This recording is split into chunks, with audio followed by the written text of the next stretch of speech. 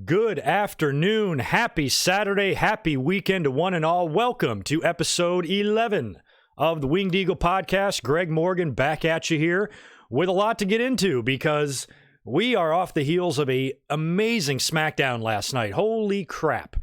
And we got a lot to discuss in this entire episode in terms of Smackdown, Crown Jewel, WWE's travel delays, AEW, Survivor Series, War Games. We got a lot to get into. I don't think this podcast will be quite as long as last week's. I think we're talking about an hour and a half here. Last week we went over 2. But this week it won't be too much because I already did a full Crown Jewel review on Thursday. If you haven't seen that video yet or listened to my thoughts on it, you can catch that in the upper right of the screen there. So we're not going to really go through a full recap of the pay-per-view, just mostly the fallout from the pay-per-view and primarily what we saw last night. And we're not even going to spend that much time talking about this past week's Monday Night Raw because number one, it was a shit show, and number two, it's obsolete now. We also have some wrestling news to get into, some Jim Cornette news, some Seth Rollins news, Lance Storm news. Lots of stuff to get into. Should be a really fun, laid-back, chill episode on this weekend. Don't forget, in about 12 hours from now, set your clocks back. We all gain an hour of sleep tonight. We fall back, and it's going to start getting dark at 5 o'clock. Yippee. Before I go any further, I do not sound like Darth Vader, right? All right, we're looking good. All right, I'm going to say hello as well to everybody in the chat that's here so far. Low audience in here right now, but that probably will pick up as we go. Pretty good turnout as well for my Crown Jewel review on Thursday. A lot of good donations and a good amount of views on there. So when I make the donation to Sami Zayn's charity this coming Thursday, it should be a decent amount, at least somewhat respectable. So I want to thank all of you guys who joined in live on Thursday and participated in donating to that great cause. It was a lot of fun, and Crown Jewel was pretty surprising, especially that we ended that show with a brand new Universal Champion, and it looks like our belts have swapped, and we're going to talk about that as well. Before we go further, though, I want to shout out my current and active patrons on Patreon, and I want to apologize for this bright white light about to be in my face, but Patreon does not have a dark mode, and I've got all of my people that I want to shout out right here. I want to start out with Barry MK400. He's a mod here in the chat. He's got a YouTube channel. You can check him out. Blake Moran, Claudio, Clavidetcher, Damanian Elwell Sr., Daniel Rodriguez, Jordan Karg, John Riffle, John Redifer, Josiah Blevins, Keith Salyers, Christian Collins, Michael Cuomo, Mr. Steve, Nathan Walker, Steve Myers, and the Double Z TV. And I believe that is Zach. And Zach, I am sorry to hear about your grandmother, my friend. I saw that come across Twitter the other day, and my thoughts are with you, my man. Best of luck. I know that was probably not easy. But thank you to all of you who, have been supporting the channel for a long time on Patreon. As far as the Super Chat donations go for today, as usual, in the Winged Eagle podcast, I'm usually going to backtrack and circle back to those in between segments and in between topics that I discuss. So if you do send a Super Chat, I will answer it, and I will acknowledge it. It might just come at different times throughout the podcast.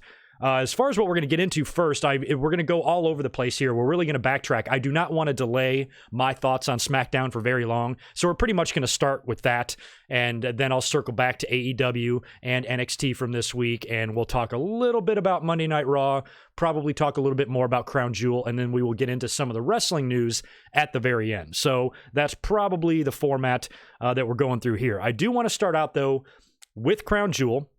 Like I said, I did a full recap on that on Thursday. I was very happy, actually, with the Brock Lesnar and Cain Velasquez match, even though most of the audience flipped their lid about it. I thought it was very cool and, kind of realistic, that you had a short type of match that ended much like a lot of UFC matches do. And as long as Inokiism doesn't tread too far into today's modern product, I don't mind it every now and then. And I thought this was great. And with the reports of Cain Velasquez having a hurt knee, needing knee surgery, Brock continuing his feud with Rey Mysterio, clearly after the match when he F5'd Cain Velasquez and then Rey showed up and wore Brock out with the steel chair. And now Brock, like we're going to talk about in a minute, is heading over to Monday Night Raw to hunt him a little cruiserweight. So he's going to be looking for Rey starting this Monday. And I liked all of that. And I think it still sets up a return for Velasquez whenever he's healthy. He can come back. He signed a 3-year deal, so he's going to be there for a while. You now have a rubber match on the horizon with Cain and Brock each having a victory over each other. You can set this up for whenever Cain is healthy again. Maybe WrestleMania, maybe SummerSlam. Maybe Cain helps Rey Mysterio win the title, because I'm going to talk about that later as well. With Brock Lesnar being back on Raw, I know I'm jumping ahead, but with him quitting SmackDown and heading to Raw voluntarily, he's got to remember The man that owns him is on Raw. How safe do you think his belt is being on the same brand as Seth Rollins, a guy who had handed his ass to him twice?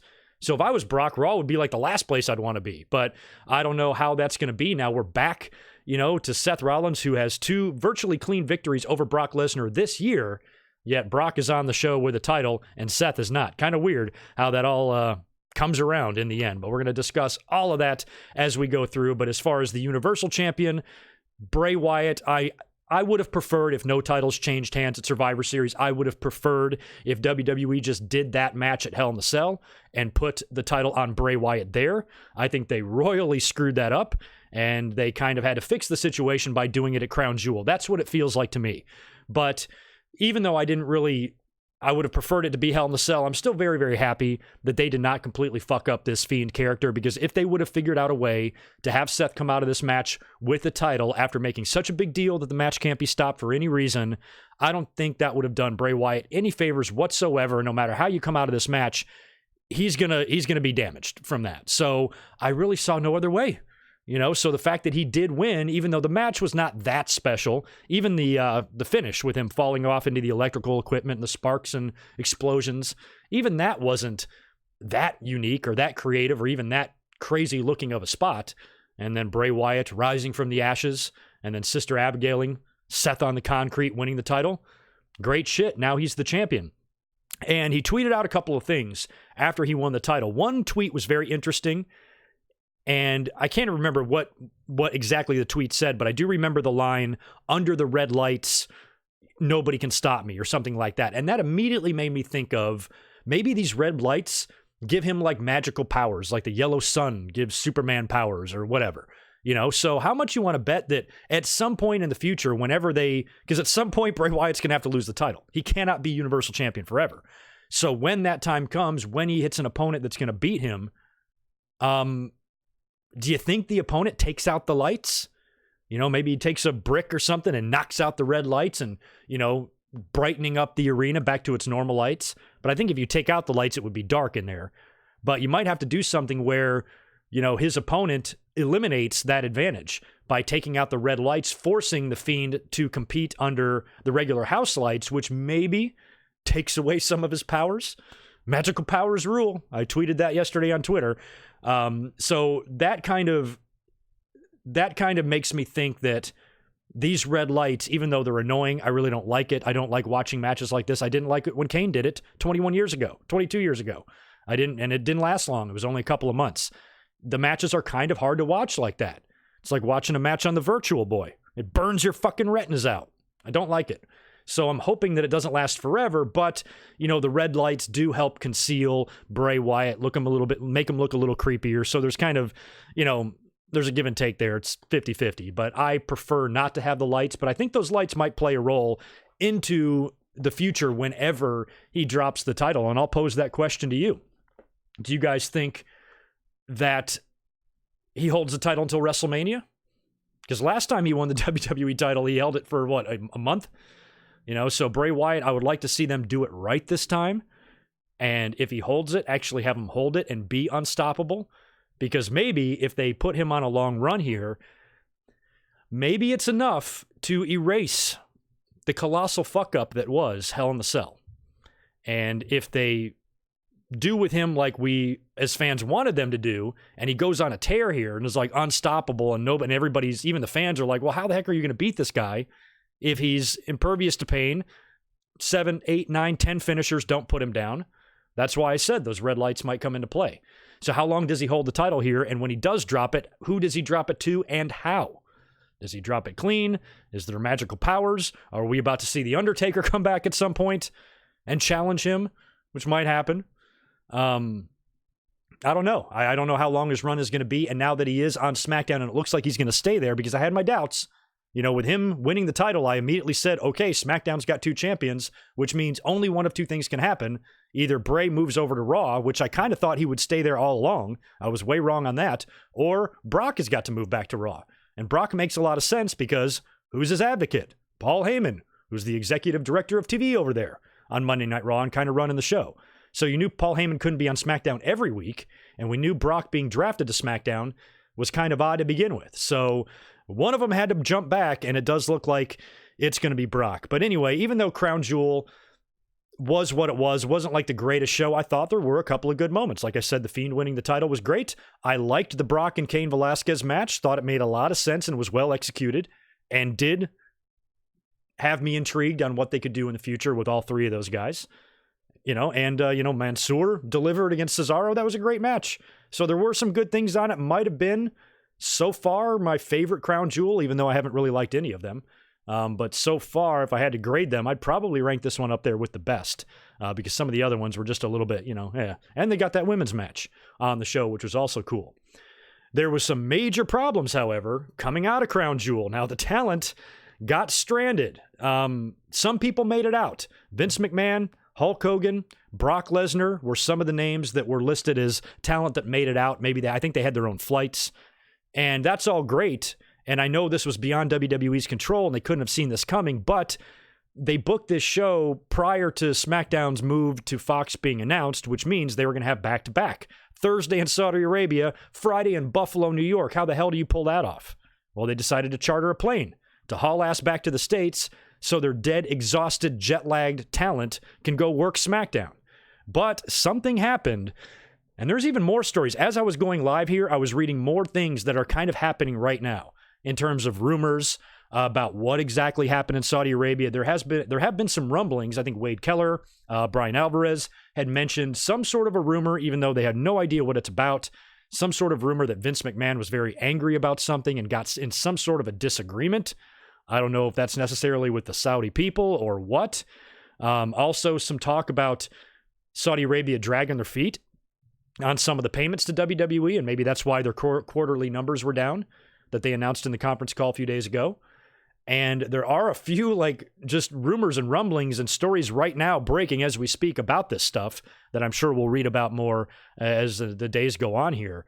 But this seemed like a very kind of stressful trip this time around. And you know what? I wouldn't even be disappointed if this whole thing crumbles and breaks down and the agreement is voided. Because we got 10 years of this shit, don't we? Or 5 years. I keep forgetting if it's 5 or 10. It's a long time that we have to deal with these shows 2 times a year. So if this whole thing just blows up and they agree to part ways and not do business anymore, I'd be perfectly fine with that. So whatever these stories are, I hope they get worse. I know that sounds bad. I'm not trying to be a cynic here, but I hope they do, because I just don't like these shows. They're clearly in the way, as we saw, caused major problems for the talent getting back. And on top of all those internal rumors about Vince McMahon and payments and money and maybe some tension there, the talent got stuck. The charter company was having equipment failure or mechanical difficulties on the plane, which, again, with a company this big, I don't know why they can't just stick them all on another plane. But it looked like they were stuck on the tarmac for hours, eventually getting off the plane, going back to hotels, and took them a long time to get back. I finally saw Ryan Satin today, reported that the talent has made it back to the States, probably a few hours ago, early this morning, whatever. And they're all here now, safe and sound, which is good, but they got stuck over there for a long time, like almost an unreasonable long amount of time. Just for a mechanical difficulty, when by that point, why can't you just get them on another plane, charter another one? You got money. So anyway, I don't know really the details on that, but it was a huge problem, because what happened is that delay was causing the talent to potentially and likely miss SmackDown, which you already have a lot of stuff planned for SmackDown, including a huge Miz TV segment with Bray Wyatt who just won the Universal title. So this is really your biggest segment of the show. They even advertised this segment before the match took place. So they're almost telegraphing it there that The Fiend was going to win. So The Fiend is going to be on SmackDown, your brand new champion, in the ring with The Miz. Why didn't you make some plans, even though I know that you could not foresee the mechanical problems, but at least get your champion out of there? If Brock made it out of there and Vince McMahon made it out of there and Hulk Hogan made it out of there, just to be safe, just in case anything happened, wouldn't you want to get your brand new champion that just won the belt, that is advertised for your biggest segment on your live Fox network show the next night? Wouldn't you want to ensure that at least he is there in case something goes wrong? Maybe hindsight is 2020. Maybe nobody could see this coming or whatever. So maybe I'm wrong. It just feels like, if they had the ability to get some guys out of there, maybe protect your champion and get him home, That way, at least he is on the show, because that was the biggest thing to take place at Crown Jewel. That was your main event. The last thing you saw was The Fiend holding up the title. Get him there. Because on top of that, you got to understand what kind of a character The Fiend is. I put on Twitter yesterday that I am extremely uncomfortable with literally the on-air reason why The Fiend wasn't on SmackDown was because his plane was delayed. And I know that's reality, but these supernatural type of characters like Undertaker and Kane, who have done teleportation before, and Bray Wyatt, who is, being murdered and hit with sledgehammers and 10 curb stomps and being electrocuted and rises from the ashes. He can't figure out a way to get back home to Buffalo to do SmackDown. So it almost like kills some of his magical powers, magical powers rule. I think that's a t-shirt. So that was I just hated that, because it would have been really cool if they could have done something, like I said, like get Bray Wyatt home, but then make it sound like he's stuck in Saudi Arabia with everybody else, but then have him appear on SmackDown as a surprise, making it look like he did some teleportation. So I think they should have tried, just in my opinion, to at least get Bray Wyatt, or whoever your champion is. If Seth would have won, get Seth back here. Your champion should be on the show, especially after a main event like that. So, with the talent being stuck in Saudi Arabia, not being able to make it back to SmackDown, and without WWE really knowing if they were going to make it back, this is how we get great shows. And as soon as this story broke that the talent was stuck in Saudi Arabia, I tweeted, I said, look, if they don't make it back tomorrow for SmackDown, I will guarantee that we will see the best SmackDown since they've been on Fox, and possibly the best SmackDown of the year. And what happened? That's exactly what we got. And on one hand, it's awesome. And on the other hand, it's infuriating that WWE proves to us time and time again that when they want to be, they can be creative. When they're forced to be creative, when you have guys go down, remember the mumps came through and we got some crazy matches. I think it was like Finn Balor and AJ Styles, fucking dream match, Bullet Club member versus Bullet Club member. Fucking tore the house down. We've had a lot of times where WWE has put on really good shows and great entertainment when they're forced to think outside the box, when they're forced to scramble and think on their feet a little bit, and not just be so brain dead and autopiloting and walking through your creative meetings and doing and shit and shuffling the same exact matches, segments, and scenarios every single week, continuously. So when something like this happens, almost every time we've gotten a good show out of it, and SmackDown was no different. Holy shit, did they pull a great show out of their ass? I mean, everything on the show was good. The commentary was good. The crowd reaction was good. The matches were good. How often do we say that on a Raw or SmackDown? Sometimes we might have one or two, if we're lucky, 3 good matches on a Raw or SmackDown, but mostly it's just 1 or 2. Never every match. How often on SmackDown or Raw in the past couple of years have we said, wow, every match on that show was on point? And this was like that. Now, they had a lot of help. They had to scramble, like I said, creatively to make some changes, and props to WWE for also scrambling logistically, because they didn't have a lot of talent there. So they had to make some phone calls. They had to get Brock Lesnar there. They had to get all this NXT talent there. Apparently, the NXT talent landed 5 minutes before SmackDown aired and had a police escort to the arena. I mean, they were hauling ass there. So that means they had to write out the show and have all these segment plans, still not 100% sure if the NXT talent was going to get to SmackDown on time. And if they didn't get there on time, you were either going to have to move segments around on the fly, and this is a live show. I can't imagine the stress that must have been going on back there from an agent, producer, or TV executive perspective. It's a good thing Eric Bischoff got the hell out of there. That would have been a tough day for him yesterday. So that must have been crazy. So the fact that they were going through all that and they still delivered an absolutely magnificent show, which, based on the response that I've seen from all of you, based on my reaction from the show, would you guys grade that as the best SmackDown of the year? I'd say yes, because we saw an invasion angle. You don't get those that much these days. And I know it's not really an invasion angle. It's WWE. A lot of that SmackDown talent, or a lot of the NXT talent, has already been on the main roster a time or two. Ciampa's been on, and maybe a few others. So we're getting this big invasion now, and it was announced prior to this, I think earlier on Friday, maybe on Thursday, the day of Crown Jewel, can't remember. But Survivor Series has now been announced as Raw versus SmackDown versus NXT. And based on what we saw on SmackDown, it might be Raw and SmackDown teaming up versus NXT. I'm not sure how this is going to work because we have War Games the night before as well. So this is going to be a fun month, I think. November is going to be off the hook, man. We got Full Gear coming up on the 9th. War Games with the first ever women's War Games announced. And NXT takeovers in general are always amazing. And Survivor Series now all of a sudden looks really, really fun.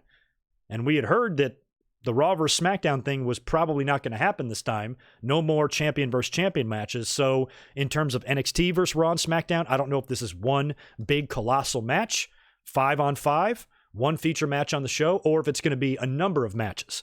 Because like I said, you still got War Games. You know, you're probably going to do Balor and Gargano on that event, so they might not be involved in the invasion. It might just be a select group of talent involved in the invasion with some Raw or SmackDown guys, and it's just one match. Or the entire card is NXT versus a Raw or SmackDown guy. Not really sure how all that's going to go yet. But they kicked everything off last night, and it was a fucking dandy. Anyway, let's go back and backtrack to the beginning of the show. I want to talk about that. I do see the super chats coming through here. As soon as we're done talking about SmackDown, I'm going to go knock all of these out. Thank you to all of those that are sending them in. Dominique, I see you. And Austin, and maybe a few others. So anyway, we will get to those. But I want to talk about SmackDown first I'm talking Brock Lesnar first because he opened up the show. Opened up the show with Paul Heyman. He was a last-minute addition, which was cool of Brock. I don't know where he was. I don't know if he had made it all the way home or if he wasn't quite home yet and WWE called him up and be like, look, we need you on SmackDown. I'm glad he wasn't a dick and be like, no, man, I got plans to eat steak and bang Sable. I can't make it. So at least Brock Lesnar was there, and I appreciate that. He opened up the show with Paul Heyman. They showed the entire match of Cain Velasquez versus Brock Lesnar. They showed that on the Tron in the opening segment, which was pretty good because I was way off in my review because it was in the morning time for me, and I stay up late, and I have kind of weird hours, so I was only kind of half awake during the Brock and Kane match, and for some reason I thought it went like 4 or 5 minutes. I think it went under 2. So they showed the entire match on the screen, showed Brock tap him out, and that's when Paul Heyman basically said that Brock Lesnar's pissed about Rey Mysterio coming in there and just wailing away on him with that chair like a baseball bat, and Brock Lesnar has nothing else to prove on SmackDown. He doesn't want to be on SmackDown anymore, so he quits SmackDown. He's quitting SmackDown, and he's heading to Monday Night Raw to hunt Rey Mysterio. And that's that. Heyman and Brock walk up the ramp and leave, and they're shown leaving the building. And as they're leaving through like the parking garage area, and they kind of go out of off screen, into frame slides Triple H and HBK, who kind of look and say, oh, Brock's gone. And that was great. That was a great little part of the show because one of the things that I'm about to talk about here in a minute with the invasion is that, you know how we always talk about things in wrestling like making sense? You know, it's got to make sense, right? Well, this really did because it looked like Triple H and Shawn Michaels, who are pretty much in charge of NXT. Shawn Michaels, by the way, looks like he is reborn in this role. Decked out in NXT gear. The talent loves him there. I think he truly enjoys being a coach. And can you get a better coach? I mean, word is that he's been working exclusively, like his pet project is Adam Cole. And I can see that judging by that dude's matches and what we would see later on against Daniel Bryan. So just seeing Shawn, you know, just as a fan my age who remembers when this guy came in and he was young with baby fat all the way through his Click years when he was just an insufferable prick all the way up to his redemption story throughout his life and his wrestling career and turned out to have one of the greatest wrestling careers of all time. And to see him where he is now, when this guy could have been on the list of an early death, you know, seeing him doing what he's doing just, to me, warms my heart as a wrestling fan. So just really happy to see Shawn in this role and Shawn passing on his infinite knowledge onto the next generation. Very cool. But I liked the way they showed those guys there because it was, you know, a little bit of foreshadowing, kind of an omen. Like, oh my God, you know, you can kind of feel it. They're taking an advantage of an opportunity. You know, I like that they're on TV. They're saying the reason that NXT is here is because most of the talent is stuck. You know, it's like it's fish in a barrel now on SmackDown. They're ripe. Perfect time for an invasion. Perfect time to make a statement. They capitalized on an opportunity. I like all that story, you know, sewn in there. And the announcers weren't there either. We had Aiden English, Renee Young, and Tom Phillips, who's returned to SmackDown. What a guy. You know, poor guy lost his gig, and he jumped right back into the driver's seat there and did a fantastic job. I thought all three were great. Renee even seemed a little bit different. The whole show just had a different vibe. The whole show just had a different feel. And I wish more catastrophic shit would happen in WWE that would force them to do great things like this, because there was just energy. Everybody had energy. Probably everybody was running around backstage like a chicken with their head cut off, trying to get this show booked. Everybody was just wired. And it seemed like they were very invested. Like I said, commentators did great all night. There's not one negative thing I really have to say about this show. They opened with the first match on the show, Bayley defending the SmackDown Women's title against Nikki Cross. This was announced, I think, the week before. Bayley retained. Sasha was on the outside of the ring, and she got a little bit involved. Nikki kind of fought her off, and Nikki goes up to the top rope. Sasha pushes Nikki Cross off, and Bayley hits with apparently her finisher that she used in the Indies, which was pretty cool, and got the win. And almost immediately after the 3 count, Shayna Baszler, who probably just got out of the car, because their plane landed 5 minutes before the show started, and they got police escorted all the way to the arena. So right after the Brock promo and then the Bayley and Nikki match, Shayna probably had just gotten out of the car, hopped the barricade, jumps in the ring, attacks Bayley, and you knew it was on. You knew it was like, oh shit, Shayna's here, and it was like, oh, this might be a little bit of an omen, because we just saw Triple H and Shawn Michaels. Now Shayna's jumping the barricade. The announcers are freaking out. You could feel it. And they weren't even trying to speculate. They were like, is NXT here? Even when they cut to Shawn and Triple H backstage, they said that. They're like, do you think NXT is here? So they weren't making it unknown. They weren't trying to make it feel like a surprise. They were saying like, we're nervous. Something doesn't feel right. Triple H and Shawn are here, and now the NXT Women's Champion just hopped the barricade. We might be in a little bit of trouble. And it probably, even though the Adam Cole and Daniel Bryan match was awesome, and I'll talk about that in a minute, one of my favorite parts on the whole show was the Sami Zayn interview. He had me dying back there. He's being interviewed by Kathy Kelly, and he's talking about the NXT talent. And he's like, look, man, if they're here, I'm not trying to be a tough guy or anything, but if they're here, and they want to step to me, bad things are going to happen. And literally as soon as he says that, up walk Keith Lee and Matt Riddle. Matt Riddle on SmackDown missed Brock Lesnar by about 5 minutes. I wish he would have attacked Brock. That would have been badass. Keith Lee and Matt Riddle show up. Sami Zayn immediately starts backpedaling. Hey, what's up, guys? NXT, big fan, this and that. Did you know I used to be called the heart and soul of NXT? Look, I'm even wearing an NXT shirt. And he opens up his shirt just to reveal a black t-shirt. And Matt Riddle's like, bro, it's just a black t-shirt, man. And Sammy's like, well, I was in my car, and I was in my car, and I was eating a salad, and I had like an oil-based dressing, and I didn't want to get it on the shirt, so I took the shirt off, and but I'll tell you what, I'll go get my shirt, prove it to you. My shirt's in my car. Don't follow me. Just stay here, and I'll go get it. And as soon as he's like, don't follow me, I'm like laughing my ass off. But of course, they follow him, and then he just tries to dash. He just tries to run away. They chase him all the way out to the ringside area. They corner him on the outside, grab him, throw him in the ring, beat the shit out of him. Keith Lee hits a moonsault. Great stuff. And Matt Riddle hits his finisher on Sami Zayn as well. So they basically play ping pong with poor Sami Zayn's head. And that was fabulous. The only thing I didn't like, they had Pat McAfee was on commentary as well. And what I didn't like is I think it was probably just a slip of the tongue. This is a nitpick, totally a nitpick. This is not even a big deal. I just noticed it. When Keith Lee and Matt Riddle were beating the hell out of Sami Zayn, McAfee had said, I saw Keith Lee earlier today in catering, and we were talking and mentioned some story or whatever. I'm like, wait a minute. Don't say that you saw him in catering. This is supposed to be an invasion. These guys are showing up unannounced as a surprise. If you make it known that they've been there all day having salad, well, Keith Lee might not have been having a salad. You're fucking ruining the invasion. Shut up, Pat McAfee. So anyway, that's just a little nitpick there. But when he said that, I'm like, oh, come on, don't mention catering. But that's just inexperience. No big deal. We did get the Miz TV segment. Now, the Miz decided that since The Fiend couldn't make the show, that he's going to interview himself. It's going to be the Miz interviewing the Miz, which is actually okay. I like the Miz. The Miz could probably be one guy that can make that work. You know how the old saying goes that Shawn Michaels could wrestle a match with a broom? I think Miz could have a promo with himself.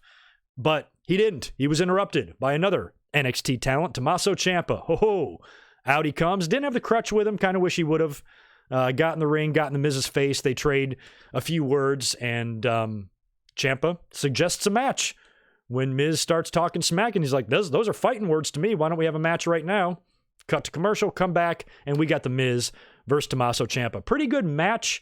Kind of wish I saw a little bit more violence out of Tommaso. Like I said, he didn't have the crutch with him, and the match was good. He beat the Miz clean, caught him. Miz, I think, was trying to jump off the top rope, and he caught Miz with a knee and wound up getting the win after that. But I kind of wish it would have been, even though it was a clean win, I wish he might have maybe attacked him, injured his leg, done something violent like we're used to seeing out of Tommaso, and then beat the Miz. Either way, though, still a good match. Glad Tommaso got the nod there, and the clean win over a former WWE champion. Not bad. We also got a whole recap. We knew this was coming. Stephanie McMahon came out there, and we knew WWE was going to suck their own dicks about the women's match in Saudi Arabia and pat themselves on the back and not shut the fuck up about it. And even though I was very happy about the match, happy for Natalya and Lacey, you could tell, you could feel how much that meant to them doing that match. So all the emotion was there for me. I was very, very, very happy with them. But what I was not happy about was the way WWE is probably going to really milk this, and they love being the trendsetters. They love being the barrier breakers. They can't get enough of it. It's their heroin. So they had to come out and talk about that. But what was interesting is I don't think Alexa Bliss is real happy about it. Now, if you remember, she was flown with Natalya last time, right? Wasn't it Natalya and Alexa Bliss who got flown to Saudi Arabia last time in the hopes that they could get an 11th hour women's match approved? No go, no dice, whatever. They tried again this time. This time they took Lacey Evans, with her being in the armed forces and stuff. I don't know. Maybe she was a better choice to go over there, honestly, than Alexa Bliss. But I don't think that made Alexa Bliss very happy, and she sent out a couple of cryptic tweets about that. She was absent from SmackDown. If you notice, she was not out there for Nikki Cross's match, but she was in the building. So she might be in some hot water. She's clearly upset. I don't know why, but, that's what happens. Egos and, feelings get hurt or whatever. If I was Alexa, let it go, man. It's not a big deal. But she's not happy about not being included there, as it looked like that was going to be the case last time. Here's where the show got real good. They cut backstage. You got Daniel Bryan walking around the backstage area, and who does he run into? His trainer, his coach, Shawn Michaels, his mentor, along with Triple H. A couple of guys he has a lot of history with. They get in each other's faces. Daniel Bryan even says, he goes, look, I'm in the mood for a fight. You want to fight me, Triple H? I beat your ass at WrestleMania 30. I'll beat it again, basically. Triple H backs down. No, I'm good. I got the sniffles or whatever he says. He goes, but I got another idea. If you're looking for a fight, how about this guy right here? And in walks NXT champion Adam Cole. Oh, man, I was not home. I'm never home on Fridays. I work in the restaurant business. I'm never going to be home to watch a SmackDown live. It's going to be extremely rare for me to be able to do that. But I really wish I could have seen this one live. Because, seeing the match after the fact was awesome and everything, but I wish I would have seen this and reacted organically to Daniel Bryan and Triple H and then Adam Cole coming on screen, because you didn't see that coming. You didn't know who was there from NXT, and you didn't know which matches they were going to put together or how this invasion was going to play out through the night. So the fact that you had Daniel Bryan there all of a sudden with Adam Cole, and you're proposing a match between the two was good enough, and then it even gets better. They had a cherry on top when Daniel Bryan says, why don't we put that title on the line? Holy crap. Daniel Bryan challenging for the NXT title? You mean to tell me that Daniel Bryan has a chance to walk out of SmackDown as the NXT champion? What does Clark Griswold say? If I woke up this morning with my head sewn to the carpet, I wouldn't be any more surprised than I am right now. Because that's amazing. When I woke up yesterday, I would not have expected by the end of the night to have an Adam Cole, Daniel Bryan, NXT title match in a SmackDown ring. Very, very cool. Now, one thing I was pretty sure about, because I was eyeballing my phone, I was looking at Twitter, seeing what you guys were saying about the show. When the match was announced and that it was a title match, I personally did not think that Daniel Bryan was going to win the title. I thought for sure, because why would you do that? If you're trying to start an invasion angle and you have NXT pouncing on this opportunity of a weakened SmackDown roster, you're going to do that and then take your NXT title off your champion and have them lose their most prized possession? It's like they went into, that's like being trying to rob a house and then being shot. Like you're not going to want to do that. So he's going to retain the title is what I was thinking. And we'll talk about that main event here in a minute, because he did retain, but not in the way that I thought he would, which was even cooler. We had more NXT talent showing up. We had Fire and Desire, Sonya Deville, and Mandy Rose. I believe they're supposed to take on Dana Brooke and Carmella, but they cut backstage to show Bianca Belair full on just destroying both of these girls by herself. She's beating the crap out of Dana Brooke. Carmella is in the corner laying down. She must have already gotten her. She beats the crap out of Dana Brooke. Then she press slams Carmella over her head and tosses her right over in one of the equipment crates in a great spot. I don't care if there was a crash pad on the other side of that. You didn't see it, and it looked awesome, and it really just showed what a badass Bianca Belair is. It was very reminiscent of like an NWO type of thing where she's beating the hell out of both of them, which leaves Sonya and Mandy in the ring without opponents, and then out come Rhea Ripley and Tegan Nox, two ladies that'll be on the same side, I believe, in the Women's War Games match, which we'll talk about here in a minute. And correct me if I'm wrong, was Rhea the one that Tegan was in the ring with when she blew her knee out in the Mae Young Classic? Kind of cool to see them together. They had the match with Sonya and Mandy and beat them. Rhea tapped out Mandy with her awesome cloverleaf move, whatever the hell that thing is. And Mandy tapped out. I thought that was awesome. I think Rhea and Tegan are better wrestlers than Sonya and Mandy. So happy to see that. Happy to see NXT trying to complete the clean sweep here. And they would do it, because in the main event, we had Daniel Bryan losing to Adam Cole completely clean. First of all, what a match. Triple H and Shawn Michaels were at ringside watching the whole thing, and we knew this match would be good. I thought maybe it would be better if it was an NXT ring, but this match was fantastic. Amazing match, and I thought for sure we would see the Undisputed Era hit the ring. The only person that was there was Roderick Strong. He only came out to the stage with Adam Cole, wished him luck, and took off. So I think what the deal was is that NXT was running a live event at the same time, so they didn't want to take all the talent and completely, screw up that card either.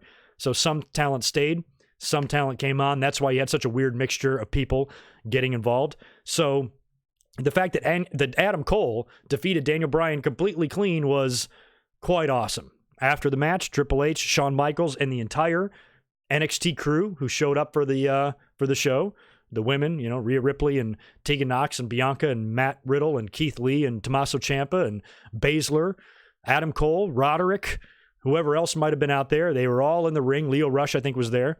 And Triple H cuts pretty good promo, declares war. It was very reminiscent of his promo the night after WrestleMania 14. He said a couple of the same lines. He said, when you start an army, you look to your blood. You look to your friends. You look to your family. He said the same thing night after WrestleMania when he brought out X-Pac and he was forming the DX Army. He's like, you look to your blood, you look to your family, same thing. So he kind of had some of the same lines there, but said, they're firing the first shot. The war is on. NXT is here. Raw, SmackDown, let's see what you got. So there was so much about this that was amazing. The way they showed up, taking advantage of this, instead of just randomly showing up and attacking like they probably would have done, because NXT versus Raw and SmackDown was already announced for Survivor Series, so you knew we were going to get some crossover here, but it was so much better done like this because it did make sense. They took a real-life situation, like the plane being delayed, and they turned it into a storyline where the NXT talent capitalized on that, of the weakened roster, to gain an advantage and to beat the shit out of everybody. Like, I cannot believe how perfectly that worked.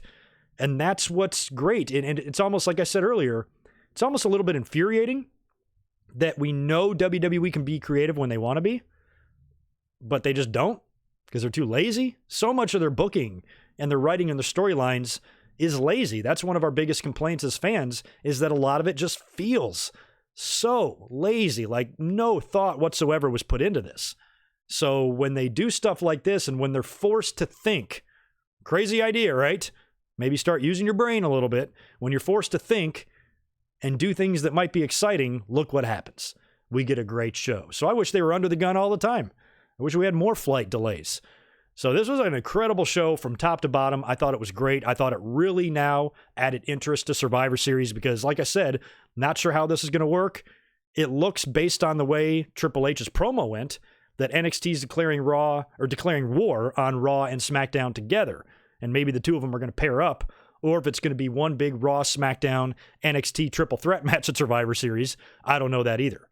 So it's interesting. The ratings are in as well. Get this. The SmackDown rating was up 186% from last week. Now, last week they were bumped, moved to FS1, and they took a massive hit. They were under 1 million viewers. I think they even did a lower rating than AEW Dynamite. And the fans were all like, oh shit, they're probably panicking. I'm like, no, man, they switched networks. That's not even that big a deal. Don't worry. Numbers will probably be back to normal next week. And they were even up a little bit. 2.5 million viewers they got, up from 186% from the previous week. Very good sign. And like I said, WWE is completely incapable of sustaining anything. This isn't going to last, but we might be in luck here, at least for the build until Survivor Series, that we can count on these TV shows probably being pretty good if you're going to incorporate a little more NXT talent. They might show up on Raw on Monday as well. Who knows?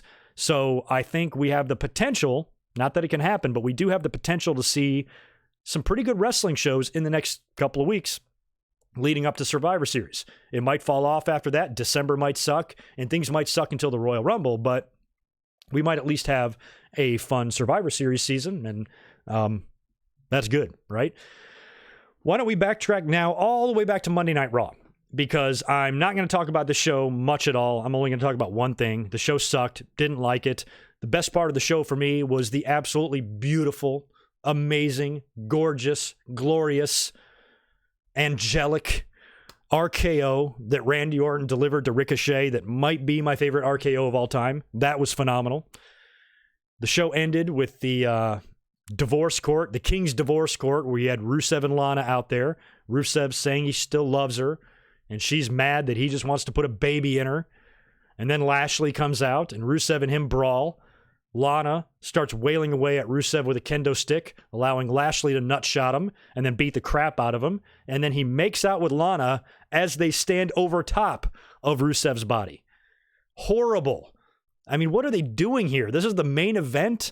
I mean, I understand they're trying to get this, this soap opera type of drama and these type of storylines and stuff, but the fans do not care. We don't like this. This is god awful. And it was the main event of the show, the last segment on the show on Monday Night Raw. Just terrible. Raw just sucked. I hated the show from top to bottom. And I don't often say that, but I really just hated Raw. Don't even want to talk about it any more than that. The ratings are in for Raw, though. 2.13 million. Is what they got. So they still were over 2 million viewers, but just not a show that I liked at all. And plus, there's really not much reason to talk about it because it was the go-home show to Crown Jewel. Crown Jewel's over, and now we're heading in to Survivor Series. So F Monday Night Raw from this past week. Hopefully this Monday show will be a lot better than that because we know Brock Lesnar will be on the show looking for Rey Mysterio, and that looks like it's going to be our title program next. I think Rey's going to get a title shot. It's going to be Rey Mysterio and Brock Lesnar, and how long do they keep Brock Lesnar and Seth Rollins apart? We're going to talk about Seth Rollins a little bit later on, but based on what happened to him and based on some of the things that he's been saying on social media lately and based on his thoughts on Corey Graves' podcast, actually, I was going to talk about that later. We might as well talk about that now since we're on the subject of Raw. A lot of us, myself included, have been saying they need to turn Seth Rollins heel, like yesterday, because that would just be better for him. He said some things on Corey Graves' podcast, which I listened to a couple of clips. I don't think it's that bad. People get so mad at Seth Rollins and, he just basically calls him out for being fickle and shit. And I agree that Seth Rollins maybe shouldn't say some of the things he's saying, like as a babyface, but at the same time, once the fans decide to hate someone, there's no going back. They were crucifying him for calling AEW minor leagues, when that's exactly what's been done on both sides of any wrestling war throughout the course of history. WWE and WCW calling each other the minor leagues. Austin said the same thing to Bill Goldberg. Nobody jumped down his throat when he said the same shit. And WCW was a much bigger and much more successful company at that time than AEW is now. So Austin's comments on that were no more asinine than Seth Rollins. So once they decide to hate you, they're going to crucify you for no matter what you say. And so their argument is that Seth Rollins is a babyface and he shouldn't be going online and saying these things as a babyface. Okay, fine, fair enough. Let's say he was a heel. And he was doing this. You know what everybody would be saying? they would be you'd have people that are saying, well, can you blame Seth? He's a heel. He's just being a heel. And then the same people that are saying he shouldn't be saying these things as a babyface will say, oh, you can't use that he's just being a heel as an excuse. Basically, once they decide to not like somebody, game over. So I do think, I agree with everybody that thinks that Seth Rollins should be heel at this point. Because when he was heel, fans did seem to like him. They didn't seem, he said, that's what he said on Corey Graves' podcast. He goes, 1 year ago, everybody was rock hard for me. Now all of a sudden, probably because some of the things he said, and, maybe his lackluster run as a babyface character, even though I think he's a great wrestling champion, he more than deserves that number one spot on the PWI 500. I do think he's up there with the best in the world, but maybe his personality isn't so much. Maybe he's not the greatest babyface champion we've ever seen, but is he any worse really than like a Kenny Omega as a babyface? I don't know. But he's amazing in the ring and a great champion. He puts on great matches and he's had some huge victories. At least when guys like John Cena, Roman Reigns were on top and the fans were mad, maybe their matches suck or Cena can't wrestle and blah, blah, blah. Well, Seth can wrestle, so sometimes you get a guy like Seth who should be extremely respected by the fans, but he just rubs them the wrong way on social media. And I've been laughing at that ever since it happened, because when I compare what Seth Rollins says to people to what the fans say to him, I swear, I think parents teaching, you need to be able to take it if you can dish it out. I think that lesson wasn't taught past my generation, because I see people saying horrible things about Seth Rollins. Terrible, hateful things. I hope you blow another knee out. I hope you retire. WWE should fire you. And then if he says that the fans are idiots, they get all mad. If you can dish it out, you need to be able to take it. Stop being a pussy, because that's what all the fans are being. They can say, basically the rules in their mind is they can say anything they want. They can be the biggest, most ridiculously colossal douchebag on planet Earth on Twitter. But the minute somebody says anything even negative, closely negative to them or to something that they like, it's fucking World War III. Because fans are young and stupid and pussies, and y'all need to grow up. Seth Rollins, I agree, isn't making any friends at all with some of these comments. And based on what he said so far, I completely agree with people that say they should turn him heel. Because if he likes to talk so much shit, if Seth likes to give so much shit to the fans, that's the job of a heel. He shouldn't be a babyface. He shouldn't be a heel on social media and then going on TV and pretending to be a babyface either. That's stupid. So he needs to go heel, and hopefully he will.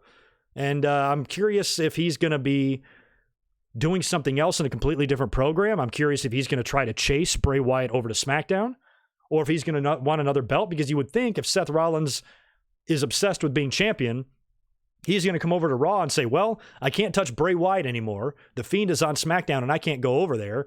So I'm going to go after the next best thing. Hey, Brock, since I've already beaten you a couple more times, why don't we have another match so I can get my title back? Are they going to be able to hold off? Are they going to be able to keep Seth and Brock busy long enough before, so you don't have to do this match again? Because now that they're both on the same brands and WrestleMania is on the horizon, oh crap, we're not going to get that again, are we? And do you think if we do, Brock gets his win back? Do you think at some point maybe Brock goes babyface and Seth is a heel and then Brock beats Seth Rollins? And kind of a random thought here as it relates to Brock Lesnar too. When I watched him come out on SmackDown last night with that WWE title around his waist, and ever since he beat Kofi again, I'm like, it amazes me that when he beat the streak 5.5 years ago at WrestleMania 30, we all speculated and we wondered if it was really the best decision. Is he the right guy to end the streak? And I think 5.5 years later, I'm on board with that decision. They have gotten a ton of mileage out of Brock Lesnar from him beating the streak. It's not like, they had a younger guy do it and then things didn't pan out, or they got injured, or their career stalled, or maybe they left, or anything like that. Brock Lesnar, when you look back to that victory and what he's done since then, and the titles he's had, and the big main events that he's had, some of the people he's put over, yet he still looks every bit as strong as he used to. He put over Goldberg in like 25 seconds, lost 2 clean matches to Seth Rollins, been defeated by Roman Reigns.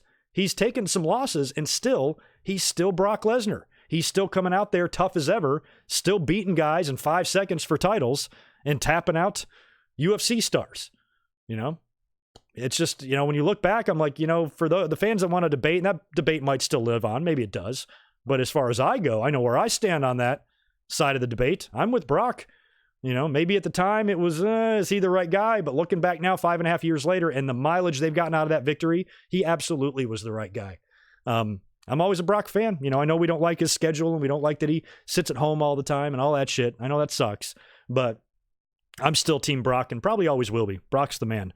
Let's backtrack a little bit. Talk about NXT and AEW. NXT was, and we'll talk about the ratings as well because they both took a hit. But NXT was pretty cool because they set up some War Games matches, primarily a women's one, which was great. And we had the Kabuki Warriors heading over to NXT to defend the tag team titles against Tegan Nox and Dakota Kai, which was announced, I think, the week before. And I like that because I had almost forgotten that the women's tag team titles were going to be floating between all three brands. I forgot that was the case. I actually thought it was just Raw and SmackDown, and I completely forgot about it. So when they announced this match, I was like, great. And the match was pretty good. The match was fun. Awesome. Just to see, just the visual of Asuka back in an NXT ring. Chills, baby. Chills. Here's my critique, though. Too much mist. Too much mist. I love that Asuka broke out that green mist a few weeks ago, adding that to her arsenal, pulling that classic Japanese spot and using it in her own matches. I love that. Bring me some more of that Great Muta and Tajiri action into the ring. Wonderful. But they didn't do it in every match. And so far, since Asuka spit that green mist for the first time, we've not only seen her do it in every match, we've seen her do it in every promo. Because on Monday Night Raw, another thing that I omitted was they finally dumped Paige. Great. Paige came out to the ring, and brought out the Kabuki Warriors, and we knew, I'm like, what the hell is this about? Paige hasn't even been seen with them in a while. And I was calling it out on the live stream. I'm like, they're going to turn on her. They're going to turn on her. I'm like, they probably can't beat the shit out of her because Paige is injured, but Paige got the mist in her face instead. Right in her face. Oh my God, all over the place. Give me some wah, give me some wah. So she's screaming, freaking out. That was great. But literally, since Asuka spit it for the first time, we've seen it in every match and every promo. Too much. This should be saved for like special occasions. Maybe title defenses. Okay, fair enough. They could have done it here, but she didn't need to do it in every match. And I don't want that to be a spot. I don't want that to be the 619. I don't want it to be the Falcon Arrow. I don't want it to be a move that we must see in every single match they're in. Every 10 matches, do the mist. Can we at least put a number on it or just save it to when they're in a compromising position, which, based on the talent on the Kabuki Warriors, Kairi and Asuka should not be in compromising positions too often. So when their backs are against the ropes, and they are on the verge of losing, that's when you bust out the mist and hit somebody with it. So I think the Kabukis could have beaten Team Knee Rehab by themselves, completely clean, with no green mist. So that's my one nitpick about that match. Now, after the match, Shayna Baszler and friends came out. I think Jessamine Duke and Marina Shafir were with her. They came out and attacked Dakota and Tegan. Rhea Ripley comes out. Io Shirai comes out. Bianca Belair comes out. And Candice LeRae comes out. They're all brawling. They're all, fighting, and Donnybrook Pier 6 going on.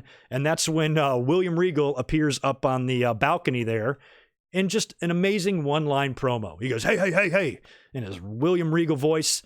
I got one way to settle this. War Games. Great. Just really loud, direct War Games. And that was it. That was the end of the promo.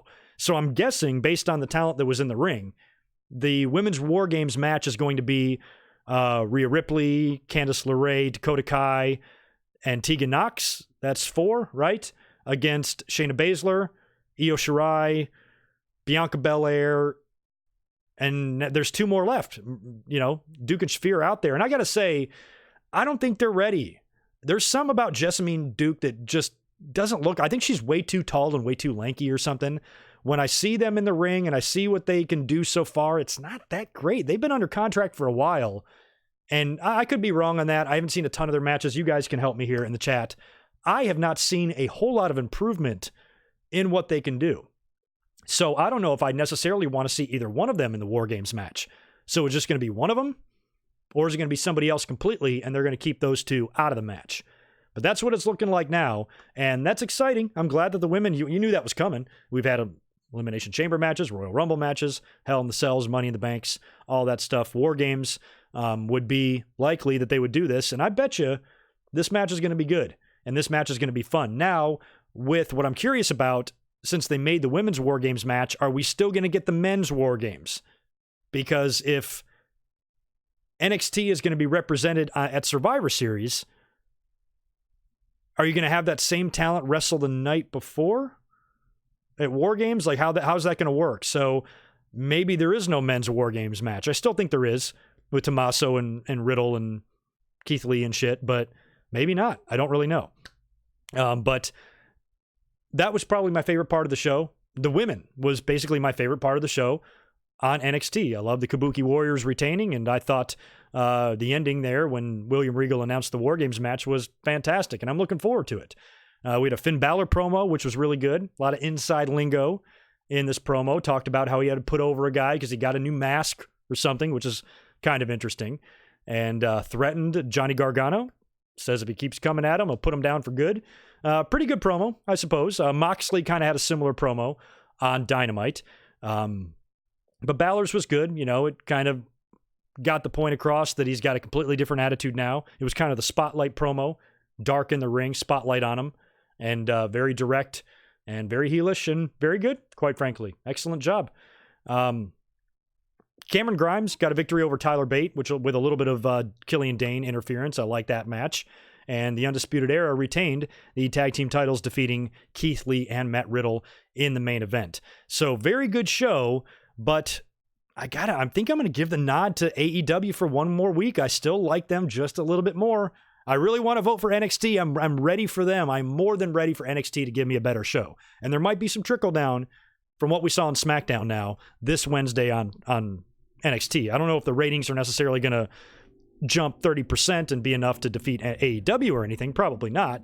But I do think there might be a little bit more interest now in NXT on Wednesday, especially if Raw or SmackDown tries to get a little bit of a revenge against them. So that is possible. But AEW, I did enjoy the show. I enjoyed Dynamite a lot. I really liked the contract signing between Cody Rhodes and Chris Jericho because they had it on the stage. Props to AEW for trying something different. Put it up on the stage. Every contract signing is in the ring. Every contract signing is the same. You know, I would like to go back to the old days maybe, you know, when they would do it at Titan with Jack Tunney sitting in between the two guys and just do it in a room. I do like that, but this was pretty good as well because they also had like the limousine interview with Tony Schiavone, who Jericho called Schiavone on Dynamite, which is an awesome throwback to Nitro. Shivani and Cody were in the limo talking, kind of an interview. They arrived at the building.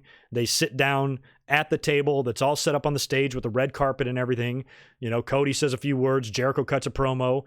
They go to shake hands at the end. They shake hands like Cody won't let go. And then up on the screen, you see Sammy Guevara, his little 12-year-old face on the screen, and he kind of backs up to show Jake Hager beating the absolute piss out of Dustin Rhodes in the parking area there. So they're assaulting him, beating the crap out of him. Jake hits him with a low blow, which is how he almost got disqualified in his Bellator fight a few nights ago.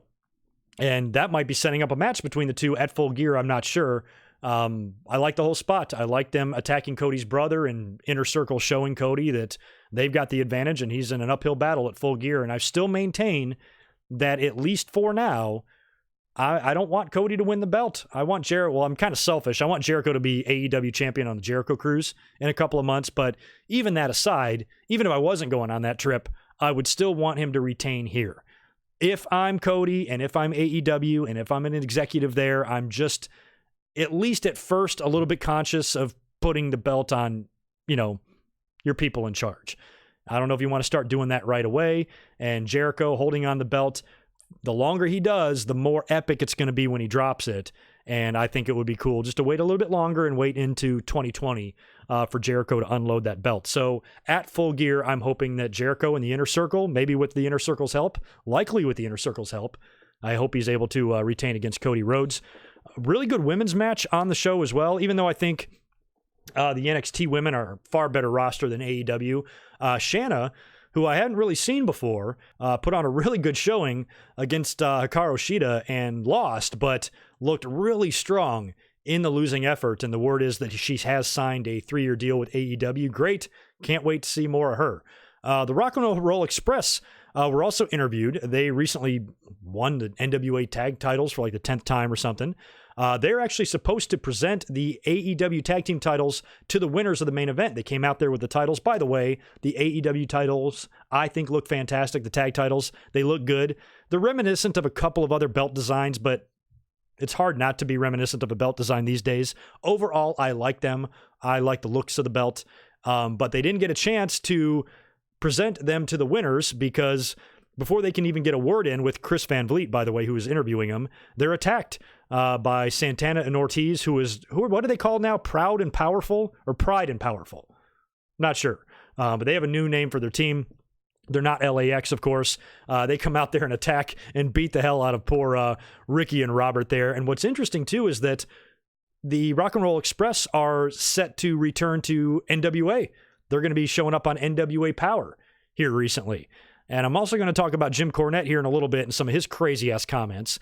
And I had mentioned just a few weeks ago how awesome NWA Power is because it seems so, it's just so pure and it's so innocent. And there's no like horrible negativity attached to it. It's just a fun palate cleanser. It's a nice show to watch in between the day-to-day madness that is modern wrestling. And the only concern I had, I mentioned this, I think, on episode 9, my only concern is that they do have Jim Cornette there doing commentary, and he's extremely vocal and extremely hardcore, violent, and negative in a lot of his opinions on AEW. He just doesn't simply not like the promotion. It's not his cup of tea.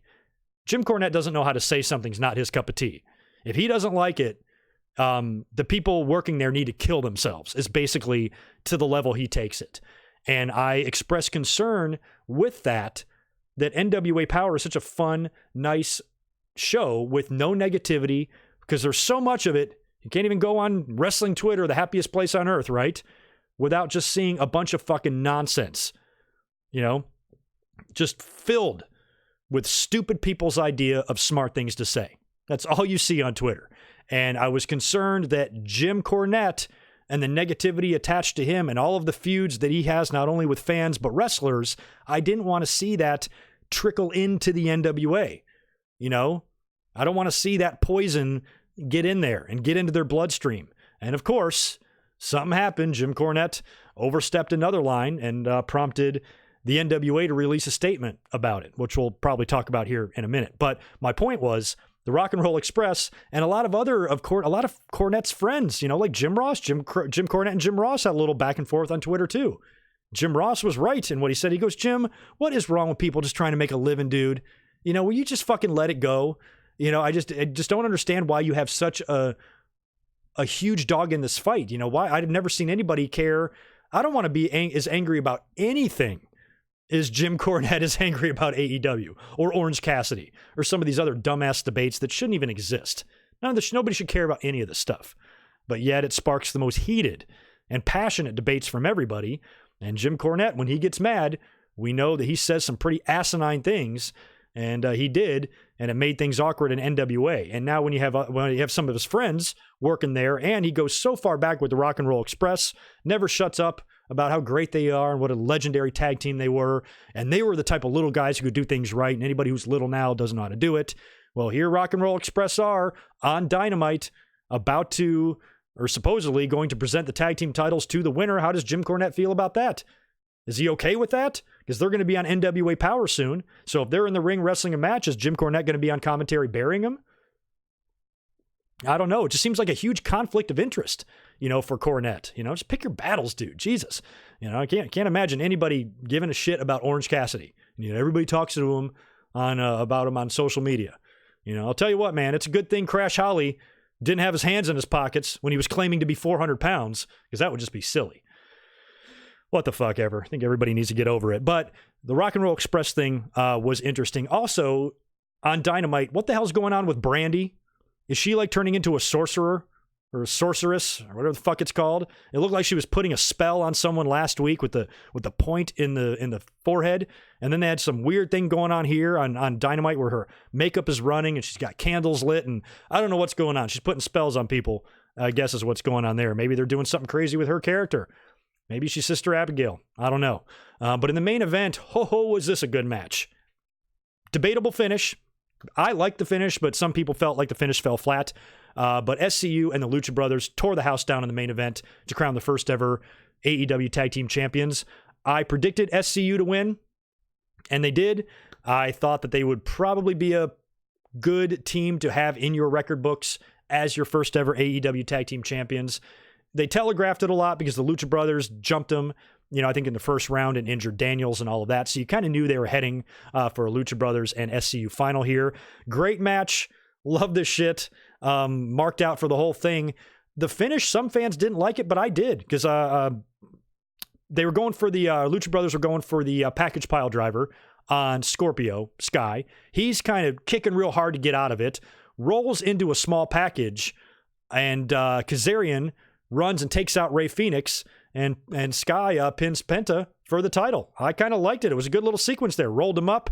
Kazarian leapt onto Rey Fenix to stop him from breaking up the 3 count. Referee counted his hands 1, 2, 3. Maybe not an epic finish with a great finisher, that the fans could see coming. Maybe it was a little bit surprising and all of that, but I still liked it and still thought the match was really good. And congrats to SCU, first ever AEW Tag Team Champions. Great match, great main event, and it's probably why I give the nod to AEW this week between the main event crowning your first ever Tag Team Champions and the contract signing between Cody and Jericho, which I really just like the look of the most. I just like the setup of it. And I appreciated AEW trying to be different because TNA, I always felt like, made mistakes along the way trying to be too much like WWE. And too many wrestling shows look alike as it is, even AEW, to be honest. Every wrestling show has got the big screen and the ramp and the same overall setup, right? It's kind of hard to avoid that these days, but at least they tried something different with the contract signing. I liked it, and I hope they keep doing more stuff like this. Very good. Where did I leave off? Let me go and answer some super chats here because I have not even done that yet. And I think that only leaves me with some wrestling news. And I think that's it. And then I'm probably going to get out of here. Probably go about another 20 minutes. We'll make this an hour and a half. And I'm going to go back in here to the chat. And wow, pretty good audience in here today. These Winged Eagle podcasts are so hit and miss. 2 weeks ago, we had like a good audience of about 400 people in here and a ton of views. Last week, we only had like 150. And now we're back on track with a good audience. So thank you to everybody for hanging out, spending your Saturday with me. And I'm going to go up and try to knock out all of these super chats, which there might only be a couple. And if I miss any of you and I don't see this as I'm doing this, I apologize. But I'm going to try to get them all. Austin Kinkle, man, thank you for the $5. I think you sent that in right as I went live here. Shayna took out 2 horsewomen on Friday. There's 2 more on Raw for her to get. Also hoping to see Io interact with Kyrie and Asuka. Yes, that's true. So if Shayna shows up on Monday Night Raw, that would be great to see her, attack Becky Lynch or whatever. And it'd be cool to see, Becky and Charlotte get into the mix here too, because they were NXT. And what's cool about this is a lot of the Survivor Series NXT Raw Smackdown stuff is going to be a lot of NXT versus former NXT, especially if you get Charlotte and Sasha and Becky and Bayley and all them involved. That's going to be good stuff. Yeah, and seeing Io Shirai interact with Kyrie and Asuka will be fun if they do that. Maybe Io Shirai could tag with somebody and get a title shot. Maybe tag with Mia Yim or something and try to get a match with Kyrie and Asuka. I don't know. But that'll be fun stuff. Austin, I'm on board with you. Who else did I miss? Dominique, man, good to see you in here as always. Thanks for the $2. AEW got WWE slipping. I guess you're right. Not sure what you mean there, brother, but thank you for the $2. Chris Ludecki, $5 from you. Thanks again, dude. I appreciate it. If they do a triple threat at Survivor Series between the Fiend, Brock, and Cole, interesting. They could. Do you think it's obvious Adam Cole eats the pin to protect Bray? Yeah, probably. But I'm based on what you're saying there, I think you're assuming Brock would win. I think the Fiend would win if they did that. Maybe Adam Cole does eat the pin to protect Brock or Bray. You could be right, but I don't know if I'd like to see that match. I just think, even though it would be cool, it's a cool idea to have your World, Universal, and NXT champion in a triple threat match. I don't think that's ever been done before. But based on who the 3 are, none of them really match up. They're 3 completely different characters. You got spooky supernatural Bray, UFC fighter Brock Lesnar, and indie darling Adam Cole. It's not a match that, I don't know if that really that would make magic or not. And plus, I think you could get more use out of them individually in matches, perhaps. And like I said, we still don't know. I mean, I guess maybe we do know. Is it known that the entire Survivor Series card is going to be Raw and SmackDown? Because I'm still speculating that maybe it's just one big epic 5-on-5, and then everybody else does their own thing, or if the entire card is this way. And like I said, I'm assuming SmackDown and Raw team up to join forces to take on NXT, which now seems like it makes NXT the underdog. Not really sure yet. I guess I'll wait and see what they do on Monday Night Raw to get a better idea of what we're looking at here. But they could do the champion thing, and you might do triple threats across the board. If you do that match that you're talking about here, you might do the same thing with the women and put Becky and Baszler and Bayley, the 3 Bs, in the ring together. Could happen. Or, since it's Survivor Series, I'd put the Horsemen together. I'd put the Horsemen together against... Well, you can't do that either because Baszler and them are going to be doing war games. It's all weird. I don't know. I have no idea what they're going to do right now. It's a little bit confusing, but it's fun. Zayn, good to see you in here as always as well. Thank you for the $2. Okay, so I didn't have a ton of super chats today. I was worried that I was missing a bunch of them. Tom Grogan, you'll be seeing AEW in Charlotte this week. AEW is in Charlotte? Nice. Great city. Been there many times. And as a matter of fact, on Tuesday, I'll be dropping my Survivor Series 2001 review, which was at the Greensboro Coliseum. I was there, and I attended Raw the next night when Ric Flair and Jerry Lawler returned to the company, and great times, man, great times. Let me get into some wrestling news as well. The ratings are in for NXT and AEW, and they are both significantly down. NXT dropped to 580,000 viewers. Not good. That's down about 200,000. And AEW was down about the same amount, coming in at 789,000. So both shows were down. However, both shows were going head-to-head with Game 7 of the World Series that drew like 23 million viewers. So we'll see how the ratings do this week. They're definitely going to creep up. The fans are probably going to misunderstand. They're going to probably take the increase based on what we saw on SmackDown, and that might be a little bit of it, but any increase that we see, because I think both shows are going to go up. I think NXT and AEW will both increase a little bit, but that's probably because there's not a Game 7 of the World Series, not necessarily what happened on SmackDown and possibly Raw, but it could be. So the ratings are in. They're not good. I did talk about Seth Rollins on Corey Graves' podcast and some of the things he said. Gave you my thoughts on that earlier, and I do believe and I do agree with everybody that says at this point you should turn Seth Rollins heel. I hope they do that, and hopefully that kicks off this Monday night on Raw. Maybe not. It's not a full-fledged heel turn right away. Maybe it's a gradual thing. I don't know. Seth is going to have to come out and explain what his plans are for the future, like what he wants to do. Is he going to go chasing Bray and maybe try to get his butt over to SmackDown? They could move him there. Because think about it. If Brock Lesnar decides to just up and decide he's going to Monday Night Raw, which I hate, I don't like the logic there that a talent can just quit and go to another show. Because if that's the case, will somebody go let Randy Orton and the Revival and any other disgruntled WWE talent that are there, let them know that so they can hop over to Dynamite ASAP? So maybe if Brock is heading to Raw, they're going to have to work out a trade.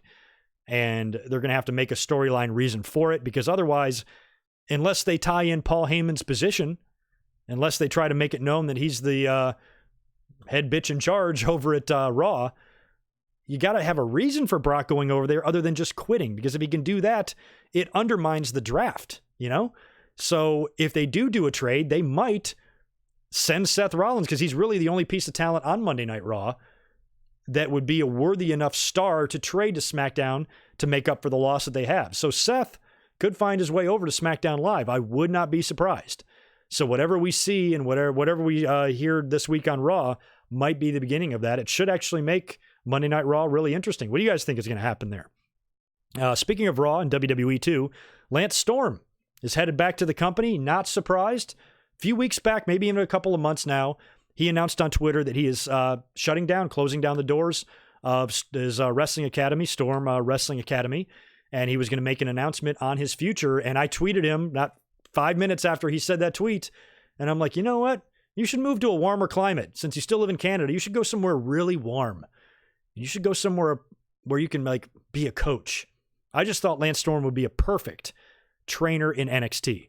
Turns out he won't be in NXT. He's coming back to WWE as a producer. I guess it could be in NXT. but it's likely going to be on Raw or SmackDown, so that's great. Always like Lance Storm.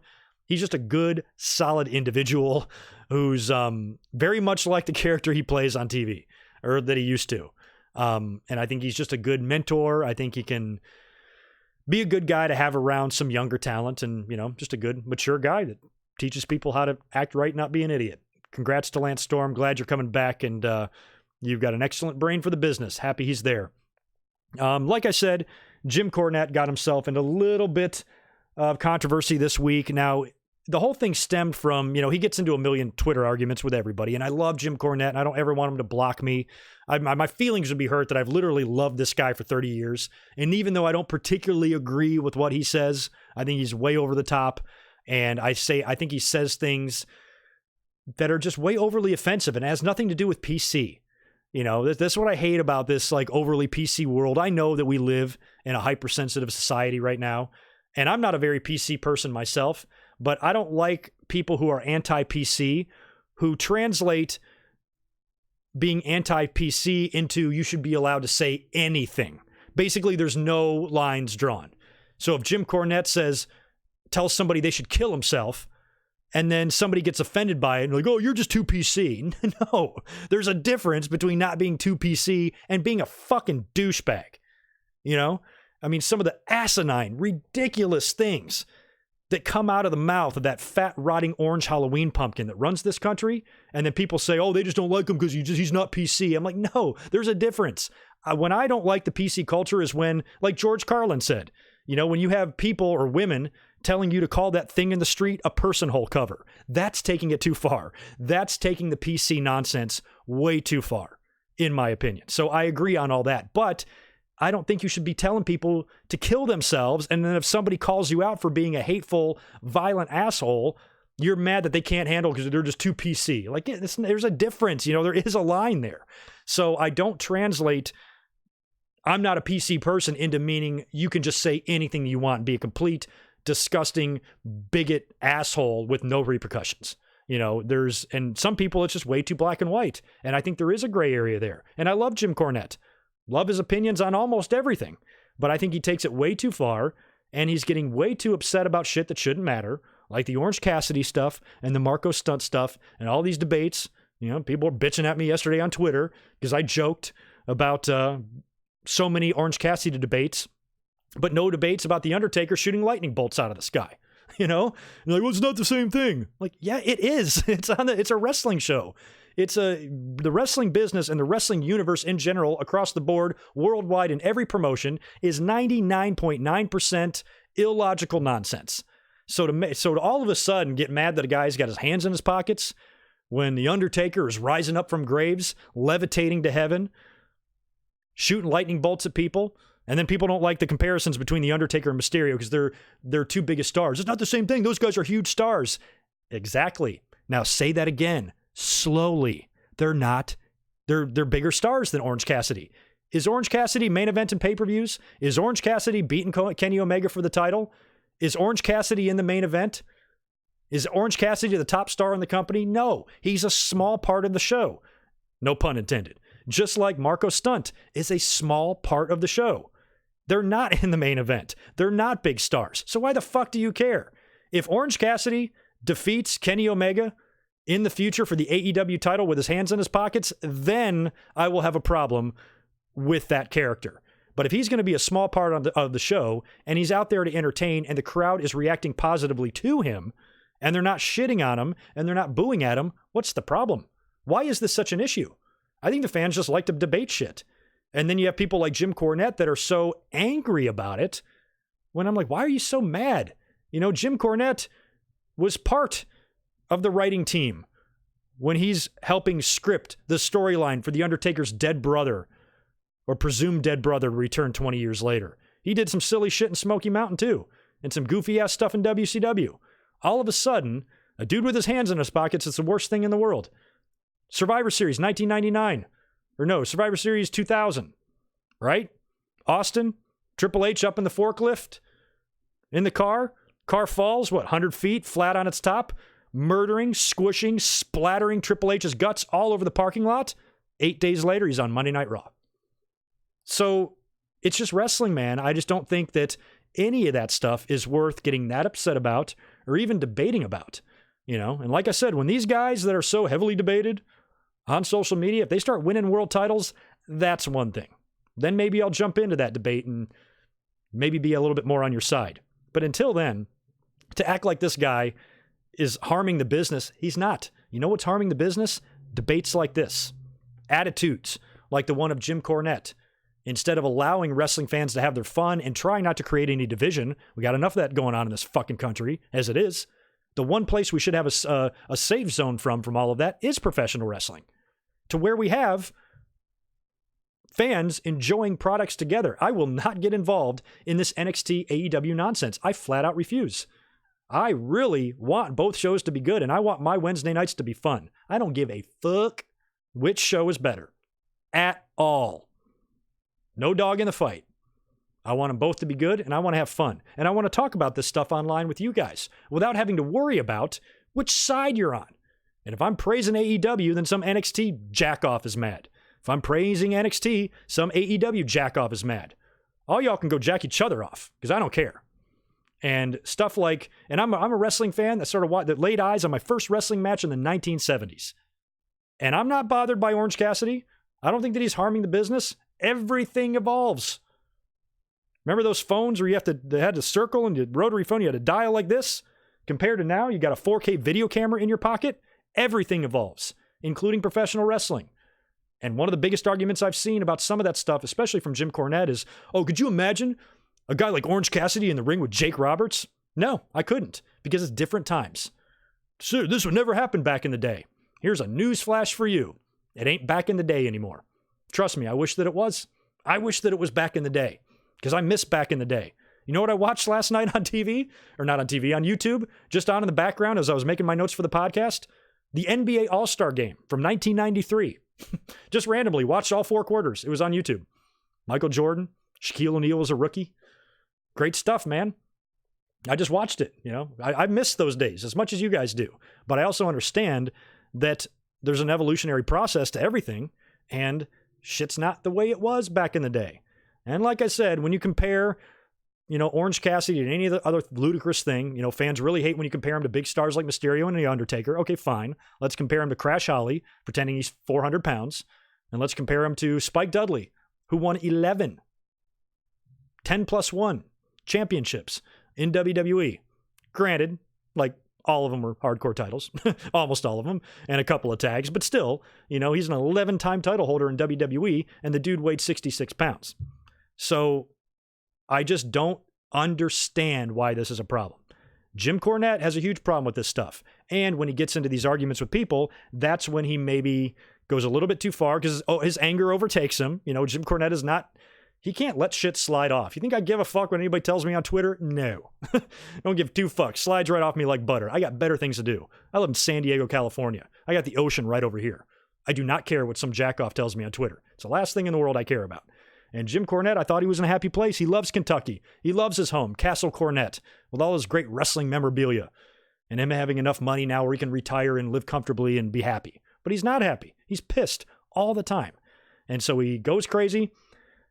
He may not have told the fan to kill himself, but I think he said something like, you should be hung in the parking lot. Whatever it is, it was awful. To the point where Dave Lagana, shout out to him, who I exchanged a couple of tweets with last week, had to issue a statement on this.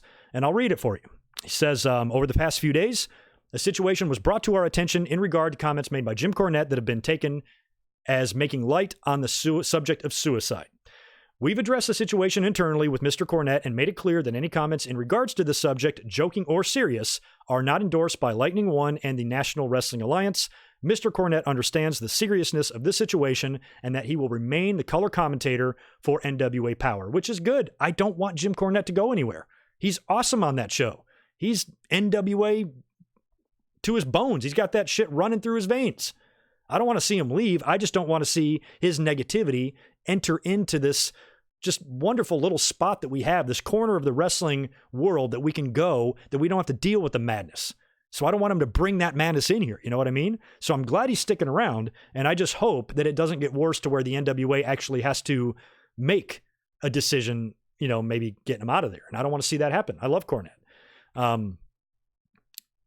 They went on to plug a national suicide prevention hotline. Mental health and suicide prevention are very important to the NWA president, Billy Corgan, and myself. If you're ever needing help or need to speak to someone, and they give the number and the website to the National Suicide Prevention Lifeline, which is good, and we've seen, even in wrestling, there's plenty of suicide in wrestling. I know a lot of wrestling fans battle depression. A lot of my listeners have told me in private emails and private messages that they battle depression and they enjoy listening to the podcast and it's escape for them. And I know that fans battle with this. I've never had suicidal thoughts. I've never been a depressed person, but I know that is very prevalent out there. And it's a very common thing to have, anxiety and things like that. So it's nothing you want to make light of, especially since it's like cancer in terms of it affects all of us. Every one of you, how many we got in here? 380 people. Every single one of you, I guarantee you, has been touched or affected in some way by suicide. Yes or no? Right?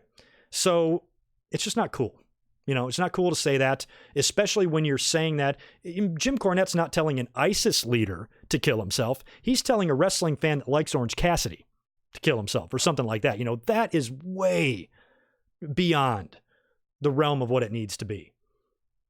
And I wish Jim Cornette peace in his life because he is, aside from maybe Bobby Heenan and one other person, he is my favorite wrestling manager. He's one of my favorite promo guys. I enjoy Jim Cornette's promos more than any other actual wrestler. He's great.